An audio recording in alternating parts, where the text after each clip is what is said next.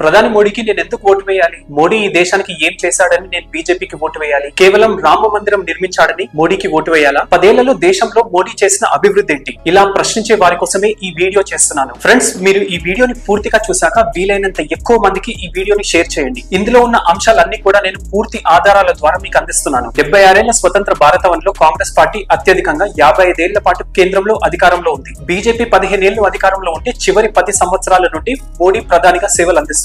అయితే 2014 ముందు ఇంకా మోడీ ప్రధాని అయిన తర్వాత ఏ విధమైన మార్పులు సంభవించాయి, ఎంత అభివృద్ధి సాధించింది దేశం అనేది చూద్దాం. ఫ్రెండ్స్, 2014లో ప్రధాని మోదీ గారు ప్రధానిగా బాధ్యతలు చేపట్టే సమయానికి మన దేశంలో 40% పౌరులకు మాత్రమే బ్యాంక్ అకౌంట్లు ఉంటే ఇప్పుడు అది 78% అయింది. ఇందులో 52 కోట్ల మందికి జన్ధన్ ఖాతాలు ఇప్పించాడు ప్రధాని మోడీ. 2014లో దేశ జీడీపీ $2 ట్రిలియన్ ఉంటే ఈ 10 ఏళ్ల వ్యవధిలోనే $3.7 ట్రిలియన్ దాటింది. దేశ తలసరి జీడీపీ 2014లో $1,579 ఉంటే ఇప్పుడు అది $2,600 దాటింది. 2014లో 10వ స్థానంలో ఉన్న భారత ఆర్థిక వ్యవస్థ ఇప్పుడు 5వ స్థానానికి చేరింది. భారత ఆర్థిక వ్యవస్థ 2028లో 3వ స్థానానికి చేరుకుంటుందని ప్రపంచ బ్యాంక్ ఇంకా IMF వంటి సంస్థలు అంచనా వేస్తున్నాయి. 2014లో ద్రవ్యోల్బణం 8.5% ఉంటే అది ఇప్పుడు 4.8% అయ్యింది. 2014లో బ్యాంకుల్లో మొండి బకాయిలు 4% పైగా ఉంటే ఇప్పుడు 3% పడిపోయాయి. 2014లో కేవలం 2 మొబైల్ మ్యానుఫ్యాక్చరింగ్ ఫ్యాక్టరీలు మాత్రమే ఉంటే ఇప్పుడు అవి 200లకు పైగా పెరిగాయి. స్మార్ట్ ఫోన్ వినియోగదారులు 2014లో 14% మాత్రమే ఉంటే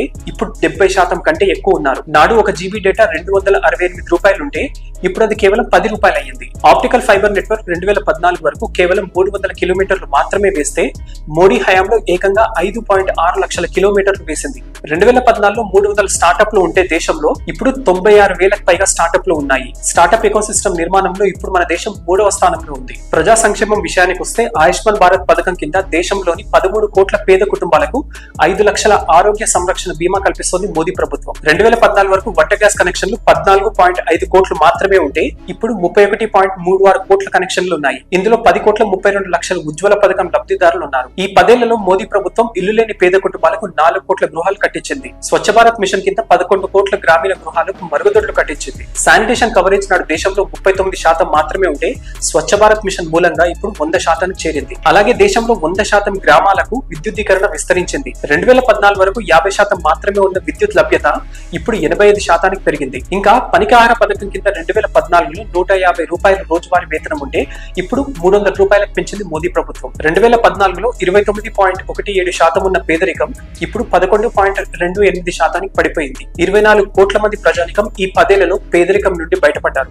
రైతుల శ్రేయస్సు కోసం కిసాన్ సమ్మాన్ నిధి కింద ప్రతి సంవత్సరం $6,000 ఆర్థిక సహాయం అందిస్తుంది. పంట నష్టపోయిన రైతులకు ఫసల్ బీమా యోజన ద్వారా నష్టపరిహారం అందించడం కోసం ప్రీమియం కడుతుంది కేంద్రం. అలాగే వివిధ పంటలపై ప్రతి సంవత్సరం MSP పెంచుతూ వస్తుంది మోదీ ప్రభుత్వం. 2014లో వరి క్వింటాల్ MSP ధర $1,310 ఉంటే ప్రస్తుతం $2,183 పెంచింది. 2014లో క్వింటాల్ గోధుమ ధర $1,350 ఉంటే ఇప్పుడు $2,275 పెంచింది. నాడు క్వింటాల్ మక్కలకు కనీస మద్దతు ధర $1,310 ఉంటే ఇప్పుడు అది $2,090కి పెంచింది మోడీ ప్రభుత్వం. ఇలా సజ్జలు, రాగులు, జొన్నలు, కందిపప్పు, శనగపప్పు వంటి అనేక పంటలపై గణనీయంగా MSP పెంచింది మోదీ ప్రభుత్వం. 2014 ముందు రైతులు ఎరువుల కోసం లైన్ లో చెప్పులు పెట్టి పడిగాపులు కాసేవారు.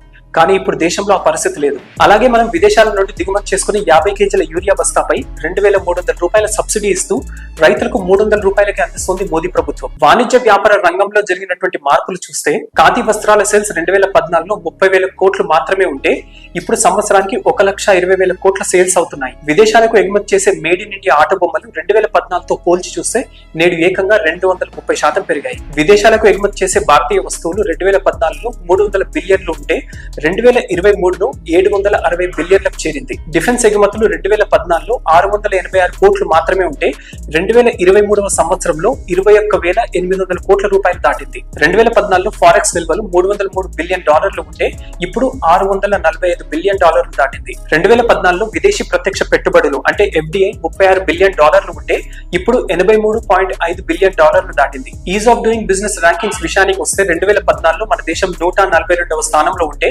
ఇప్పుడు 63వ స్థానానికి చేరింది. 2014లో సెన్సెక్స్ 24,000 పాయింట్ల వద్ద ఉంటే ఇప్పుడు 73,000 పాయింట్లకు చేరింది. అలాగే నిఫ్టీ 7,500 పాయింట్ల వద్ద ఉంటే ఇప్పుడు 22,000 పాయింట్లు దాటింది. 2014లో 2 కోట్ల డీమ్యాట్ అకౌంట్లు ఉంటే ఇప్పుడు ఏకంగా 15 కోట్ల డీమ్యాట్ అకౌంట్లు ఉన్నాయి. అలాగే దేశ కనెక్టివిటీ ఇన్ఫ్రాస్ట్రక్చర్ విషయానికి వస్తే 2014 వరకు 97,000 కిలోమీటర్ల జాతీయ రహదారులుంటే ఇప్పుడు 1,45,000 కిలోమీటర్లకు విస్తరించడం జరిగింది. 2014లో 4 లేన్ జాతీయ రహదారులు 13,300 కిలోమీటర్లు ఉంటే ఇప్పుడు 46,000 కిలోమీటర్లకు విస్తరించింది బీజేపీ ప్రభుత్వం. ఆనాడు కేవలం 1000 కిలోమీటర్ల ఎక్స్ప్రెస్ వేలు ఉంటే ఇప్పుడు ఏకంగా 5,000 కిలోమీటర్ల మేర విస్తరణ జరిగింది. అందుకే ప్రపంచంలో ఇప్పుడు అతిపెద్ద రోడ్ నెట్వర్క్ కలిగిన దేశాల్లో భారత్ 2వ స్థానంలో ఉంది. 2014కి ముందు 248 కిలోమీటర్ల మెట్రో రైల్ లైన్ ఉండగా ఇప్పుడు 20 నగరాల్లో 905 కిలోమీటర్లకు పైగా విస్తరించబడింది. 2014 వరకు దేశవ్యాప్తంగా 21,413 కిలోమీటర్ల రైల్వే లైన్ విద్యుదీకరణ జరిగితే ఈ 10 ఏళ్ల కాలంలోనే ఏకంగా 39,000 కిలోమీటర్ల రైల్వే లైన్ విద్యుదీకరణ జరిగింది.